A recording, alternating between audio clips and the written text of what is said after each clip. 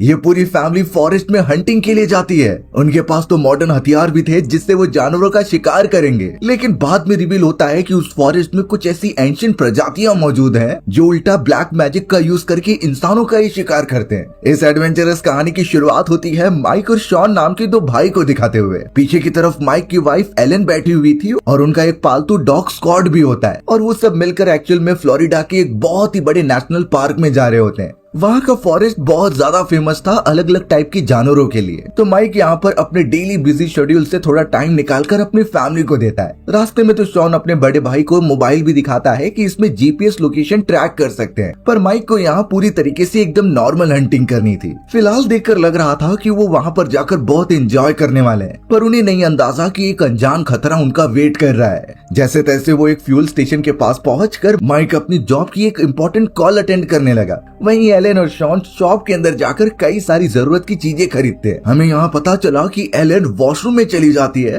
और वो तो प्रेगनेंसी टूल लेकर उसकी टेस्टिंग कर रही थी। एलन बहुत ही ज्यादा शक में होती है, यानी कि वो प्रेग्नेंट हो चुकी है, लेकिन अभी उसने ये सारी बातें अपने हस्बैंड माइक को बिल्कुल भी नहीं बताई। वो सब अब वापस कार में बैठकर अपनी डेस्टिनेशन की तरफ निकल पड़ते हैं। कई देर की ट्रेवलिंग के बाद वो उस जगह पर पहुंच तो गए, लेकिन उस जगह पर ना ही कोई सिक्योरिटी गार्ड दिखाई दे रहा था और ना ही कोई मैनेज करने वाला। उस जगह पर फेंसिंग लगाई गई थी, इसीलिए माइक, शॉन और एलन यही डिसाइड करते हैं कि वो तीनों पैदल आगे बढ़ेंगे अपने सामान लेकर। उन्होंने अपने शिकार और कैंपिंग की सारी चीजें अपने साथ कैरी कर ली थी। उनके पास तो बड़ी बड़ी राइफल्स भी होती हैं जिससे वो वहाँ के जानवरों को मारने वाले थे। वो जब फॉरेस्ट के अंदर कदम रख रहे होते हैं तो हवा के अंदर कुछ चेंजेस आती हैं। ऐसा लग रहा था कि किसी को पता चल गया है उनके आने का। वो तो एक छोटे से पार्क के पास से गुजर रहे थे बिना ये नोटिस किए कि वहाँ पर कई सारे जूते एक साथ रखे गए हैं, यानी जरूर उनसे पहले भी यहाँ पर कोई आया था लेकिन वापस नहीं गया। रास्ते पर वो जहाँ भी जा रहे थे पेड़ों पर निशान बना देते, इससे अगर वो फॉरेस्ट में खो भी गए तो इस निशान को देखकर वापस आ सकते हैं। माइक और शॉन ने तो जानवरों को पकड़ने के लिए कई जगहों पर जाल भी बिछा दिए थे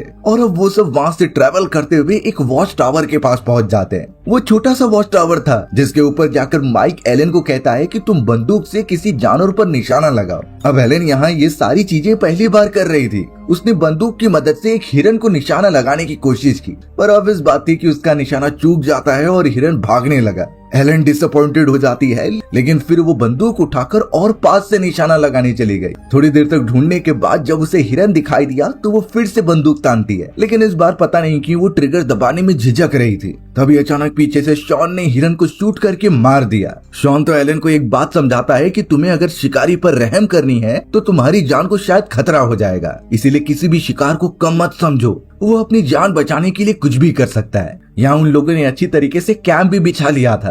एलन और माइक साथ में बैठे हुए थे और उस मोमेंट पर एलन सच्चाई बता देती है कि वो प्रेग्नेंट है। माइक पहली बार ये सुनकर थोड़ा सा चौंक गया, क्योंकि सच्चाई तो ये थी कि अभी वो ये सारी चीजों के लिए तैयार नहीं था। उसके ऊपर कई सारी रिस्पॉन्सिबिलिटीज थी और अब वो इतनी जल्दी फादर नहीं बन सकता। ये जवाब सुनने पर एलन थोड़ा सा चौंक जाती है, क्योंकि एलन चाहती थी कि वो साथ मिलकर एक फैमिली बनाए। शॉन भी इन सारी चीजों को देख रहा था और जब वो कार के पास जाता है तो उसे फोन कॉल से पता चला कि उसके बड़े भाई माइक को जॉब से निकाल रहे हैं। ये तो और ज्यादा परेशानी वाली बात है। रात के समय आग जलाकर जब वो बैठे थे तो शॉन ने कहा कि कल हम फॉरेस्ट के और अंदर जाएंगे। माइक अपनी वाइफ के लिए थोड़ा टेंशन में था, इसीलिए उसने एक जीपीएस डिवाइस उसके बॉडी से जोड़ दिया। कन्वर्सेशन आगे बढ़ती है, लेकिन अचानक माइक को एक इम्पोर्टेंट कॉल आता है। वो सीधा चला गया उसे अटेंड करने के लिए। एलन एकदम अकेली रहती है, लेकिन माइक का भाई शॉन उसे कई सारी बातें बोलकर एंटरटेन कर रहा था। एलन तो शॉन की कंपनी को बहुत ज्यादा एंजॉय भी कर रही थी।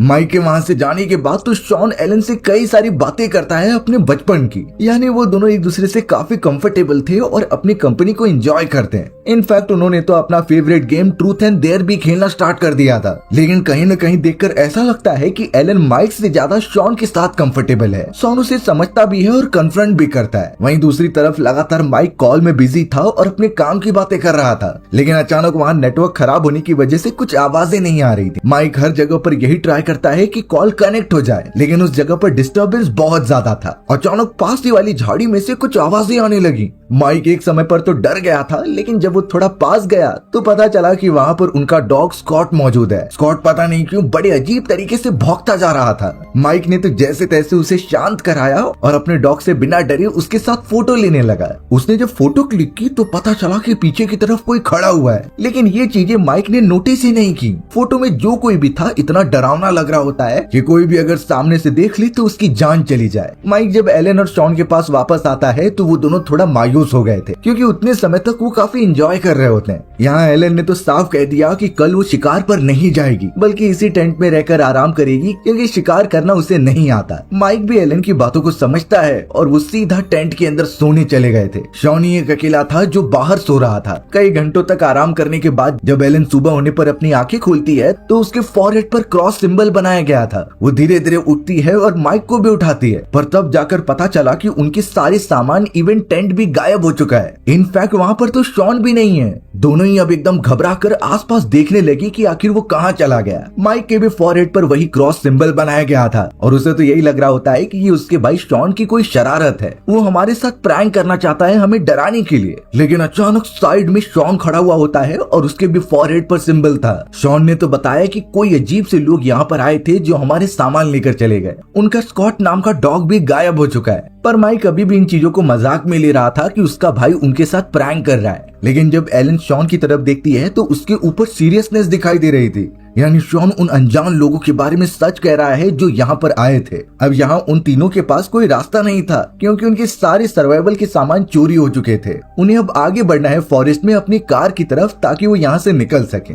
जैसे तैसे अब वो शॉन की अकॉर्डिंग आगे बढ़ते हैं, जो बता रहा था कि शायद हमारी कार वेस्ट में होगी। अगर हम पेड़ों पर बनाए गए निशान के पास पहुंच गए तो आसानी से कार तक पहुंच जाएंगे। माइक तो पीछे पीछे चलता हुआ शॉन से अभी भी कह रहा था कि हमसे मजाक करना बंद करो, पर शॉन एलन को समझाता है कि ये सीरियस मैटर है और वो भी सीरियस हो जाए। माइक बहुत पहले से नोटिस कर रहा था कि एलन बार बार उसके भाई शॉन की साइड ले रही थी। वो तो पूरी तरीके से शक में हो गया कि कहीं उन दोनों के बीच में कुछ चल तो नहीं रहा है। माइक को अब बहुत ही ज्यादा गुस्सा आ रहा था अपने भाई के ऊपर, इसीलिए वो उसके ऊपर तुरंत ही टूट पड़ा और दोनों के बीच में फिजिकल फाइट होने लगी थी। एलन तो उन्हें रोकने की भी कोशिश करती है, पर वो दोनों झगड़ते जा रहे थे। उस मोमेंट पर एलन जोर से चिल्लाकर ऐलान करती है कि वो प्रेग्नेंट है। माइक और शॉन दोनों ही एक जगह पर रुक गए थे। उन्हें अपनी गलती का एहसास हुआ और माइक जाकर एलन से माफी भी मांगता है, लेकिन एलन उससे थोड़ी सी डिसअपॉइंटेड थी।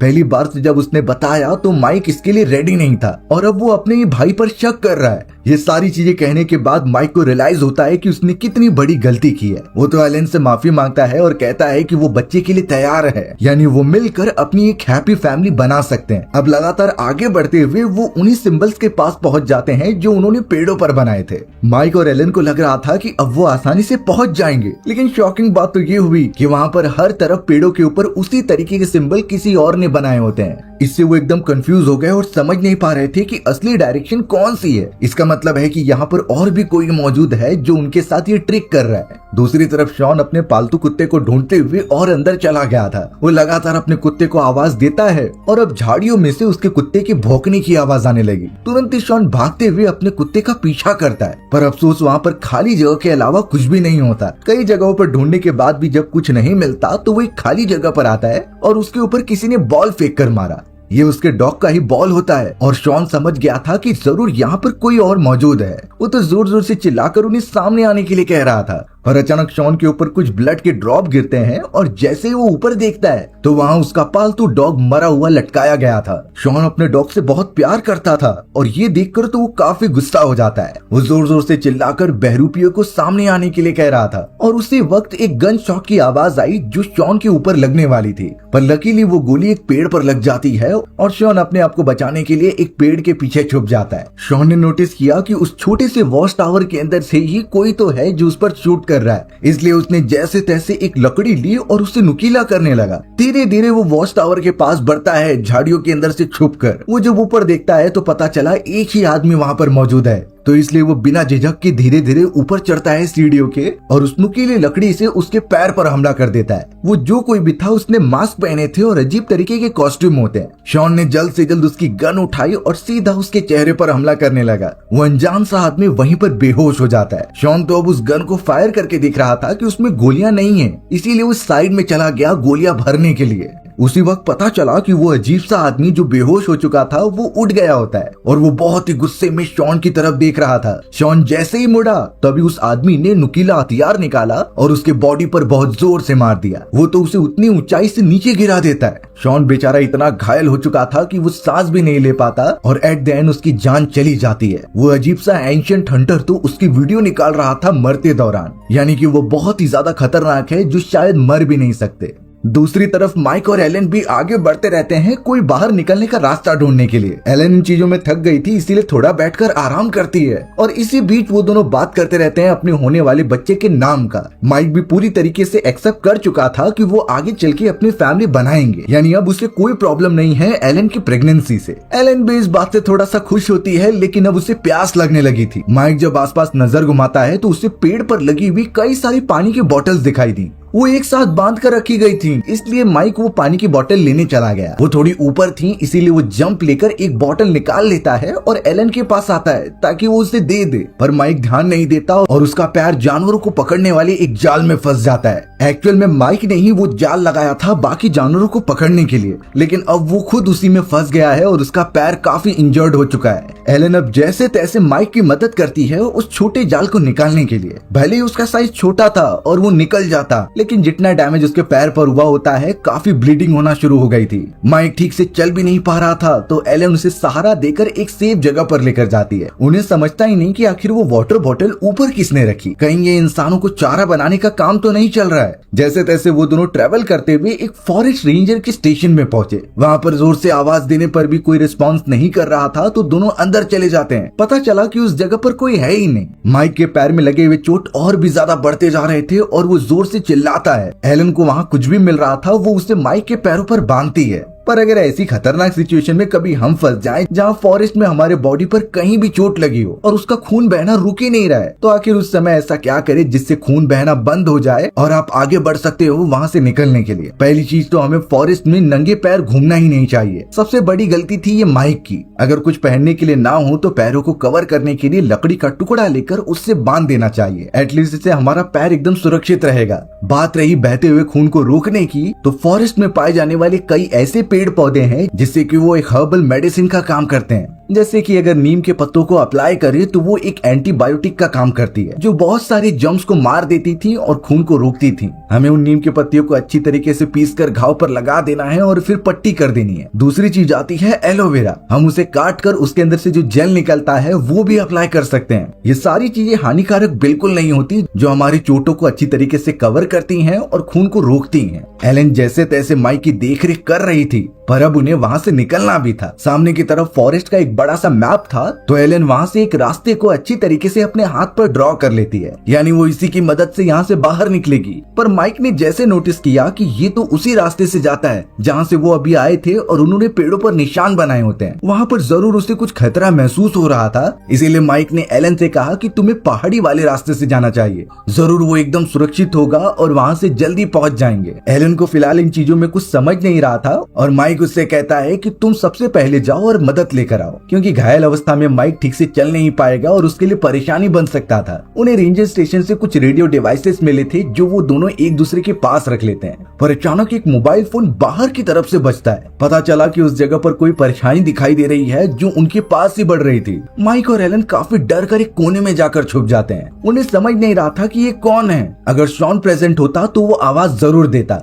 उन्हें इतना तो कंफर्म हो गया था कि बाहर जो कोई भी है उनका दोस्त तो बिल्कुल नहीं है। इस वजह से माइक अपनी वाइफ एलन की फिक्र बहुत ज्यादा करने लगा था। वो तो प्रेग्नेंट भी थी, यानी उसे आराम करने की जरूरत है। इस वजह से माइक बहुत सोचने के बाद एलन से कहता है कि तुम यहाँ से निकल जाना, तब तक बाहर जो कोई भी है वो खुद उसका ध्यान भटकाएगा। एलन माइक को छोड़कर जाना नहीं चाहती थी, लेकिन माइक ने भरोसा दिलाया कि वो पीछे पीछे आ जाएगा। एलन तो यहाँ माइक की बात मानकर उस पहाड़ी वाले इलाके पर जाने का ही डिसाइड करती है। दोनों के पास रेडियो मौजूद थे, यानी वो एक दूसरे से कम्युनिकेट कर सकते हैं। अब प्लान को जैसे तैसे एग्जीक्यूट किया जाता है और माइक धीरे धीरे बाहर निकलता है। उसे सामने की तरफ एक बोर्ड दिखाया गया जिसके ऊपर एक लॉकेट रखा गया था। वो लॉकेट किसी और का नहीं, उसके भाई शॉन का होता है और उस पर खून के धब्बे लगे हुए थे। माइक उदास हो जाता है और वो तुरंत ही समझ गया कि उसका भाई मर चुका है। वो अब एकदम गुस्से में आ चुका था और जोर से चिल्लाते हुए बदमाशों को बाहर निकलने के लिए कहता है। पता चला कि झाड़ियों के बीच वही मास्क वाले इंसान बैठे हुए हैं और उन्होंने शूट करना भी स्टार्ट कर दिया है माइक के ऊपर। लकीली निशाना लग नहीं पाता और माइक वहाँ से भागने लगता है। माइक ने एक इशारा किया जिससे कि पीछे की तरफ से एलन भी भागने लग जाती है। यानी अब तक तो उसका प्लान कामयाब हो चुका था और एलन के ऊपर उन सारे लोगों का ध्यान नहीं जाता।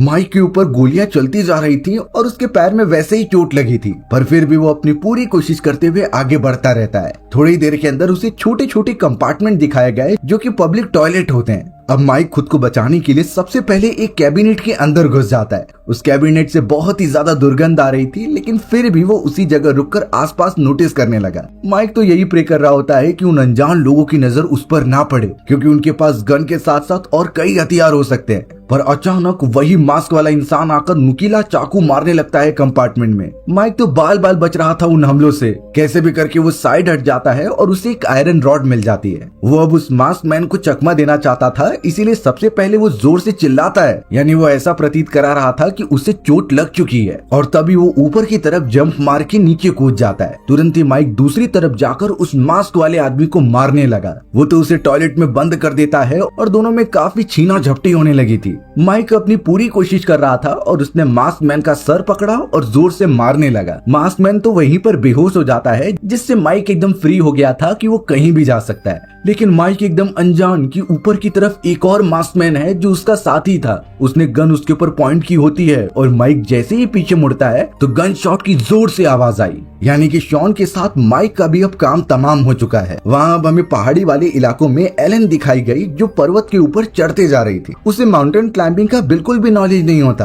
पर फिलहाल जान खतरे में है तो कुछ भी करना पड़ेगा। बिना रुके वो पथरीले वाले इलाके में चढ़ती जा रही थी। एलन तो कई बार गिरने से भी बच रही थी, लेकिन वो अपनी पकड़ मजबूत रखती है। जैसे तैसे वो थोड़ी सी टॉप पर गई और इतनी ज्यादा थक चुकी थी कि वो हिल नहीं पा रही होती। तुरंत ही उसने रेडियो सिग्नल की मदद से अपने हस्बैंड को कॉल लगाने का ट्राई किया। कई देर तक तो कनेक्शन नहीं होता, लेकिन अचानक दूसरी तरफ से माइक की आवाज आती है। यानी माइक अभी तक मरा नहीं था। पता चला कि वो सारे खतरनाक हंटर्स ने माइक पर हमला करके उसे एक ट्रैश कैन के अंदर फेंक दिया है। उसके बॉडी पर कई सारे बंदूक के निशान थे, जिससे ब्लड लॉस होता जा रहा था। यानी माइक के पास एक्चुअल में ज्यादा टाइम नहीं बचा हुआ है। माइक एलन को सारे इंस्ट्रक्शन बड़े साफ तरीके से बताता है कि यहाँ कुछ हंटर्स हैं और वो हंटर्स बहुत खतरनाक हैं, जिसने शॉन को भी खत्म कर दिया है। यानी अब एलन ही बची हुई है तो वो उसके पीछे जरूर आएंगे। एलन को कुछ समझ नहीं रहा था, पर माइक उसे स्ट्रॉन्ग रहने के लिए कहता है। माइक समझा रहा था कि तुम्हें हमारे बच्चे को प्रोटेक्ट करना होगा, ब्रेव रहकर जितना हो सके यहाँ से दूर चले जाओ, और अगर वो हंटर सामने आते हैं तो उनका मुकाबला करो। ये सारी बातें कहते हुए माइक की आवाज एकदम बंद हो जाती है। यानी उसकी जान अब पूरी तरीके से खत्म हो गई थी। उसी ट्रैश कैन में शॉन और माइक की डेड बॉडी रखी गई होती है। एलन बेचारी एकदम परेशान हो चुकी थी और अपने हस्बैंड को आवाज लगाते रहती है, पर अब शायद काफी देर हो चुकी है। हमें अब उसी ट्रैश कैन के पास हंटर्स दिखाए जाते हैं जिन्होंने उनकी डेड बॉडी की फोटोग्राफ ले ली थी,